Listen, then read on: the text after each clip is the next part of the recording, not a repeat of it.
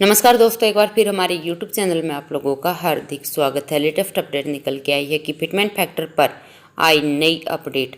Salary में 1 लाख रुपए तक का आएगा उछाल, तो सभी कर्मचारी जाने कि उनकी सैलरी में कितनी होगी वृद्धि। तो दोस्तों, हम आपको सब डिटेल में बताएंगे। अगर आप हमारे चैनल पर फर्स्ट टाइम विजिट कर रहे हैं तो चैनल को लाइक कर दीजिए, सब्सक्राइब कर दीजिए, साथ ही साथ बेल आइकन को भी बजा दीजिए ताकि गवर्नमेंट या पेंशन से संबंधित जितनी भी न्यूज़ आती है उनकी नोटिफिकेशन आप लोगों के पास तुरंत पहुँच के। तो करते हैं वीडियो को स्टार्ट बिना किसी देरी के। दोस्तों, केंद्र सरकार के कर्मचारियों को 4% महंगाई भत्ता तोहफे के बाद अब एक और खुशखबरी मिल सकती है। आने वाले समय में कर्मचारी के फिटमेंट फैक्टर पर विचार हो सकता है। फिलहाल कर्मचारी का फिटमेंट फैक्टर 2.57% है और इसे बढ़ाकर 3.68% किया जा सकता है। अगर ऐसा होता है तो कर्मचारी का बेसिक सैलरी 18,000 रुपये से बढ़कर 26,000 रुपये हो जाएगा। इस फैसले से विभिन्न स्तर के कर्मचारी के सैलरी में अलग अलग बढ़ोतरी होगी, जिसका फायदा 52 लाख कर्मचारियों को मिलेगा।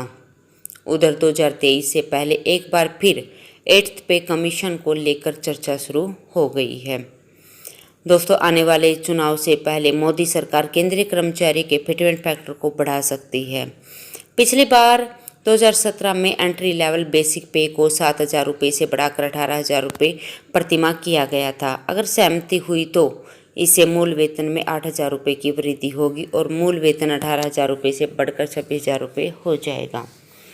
इसके लिए एक मसौदा भी तैयार किया जाएगा, जिसे जल्द ही सेंट्रल गवर्नमेंट के साथ साझा किया जाएगा, जिससे 52 लाख से ज़्यादा कर्मचारियों को फ़ायदा मिलेगा।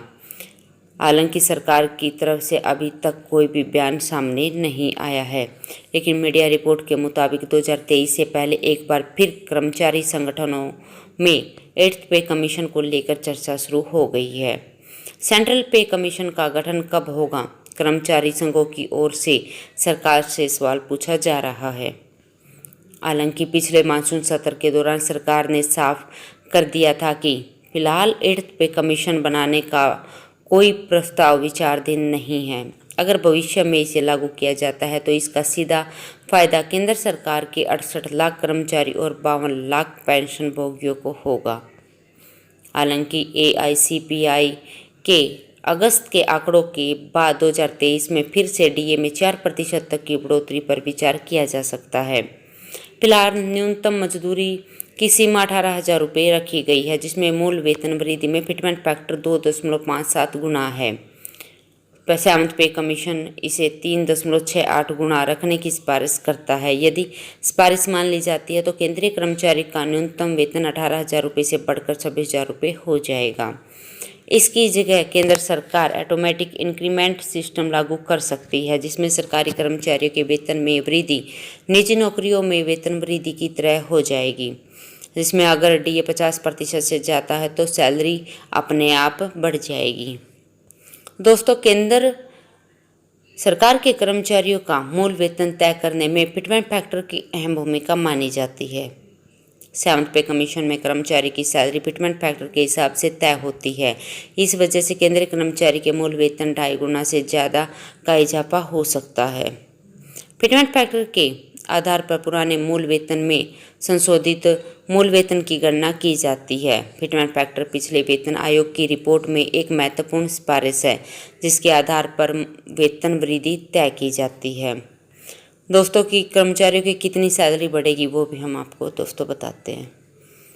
वर्तमान में अगर किसी कर्मचारी की सैलरी 18,000 रुपये है तो जो फिटमेंट फैक्टर 2.57 गुना है उसके हिसाब से बताएंगे। यदि किसी केंद्रीय कर्मचारी का मूल वेतन 18,000 रुपये है तो उसका वेतन को छोड़कर भत्ते होंगे 18,000 गुना में 2.57 46,260 रुपये का लाभ होगा।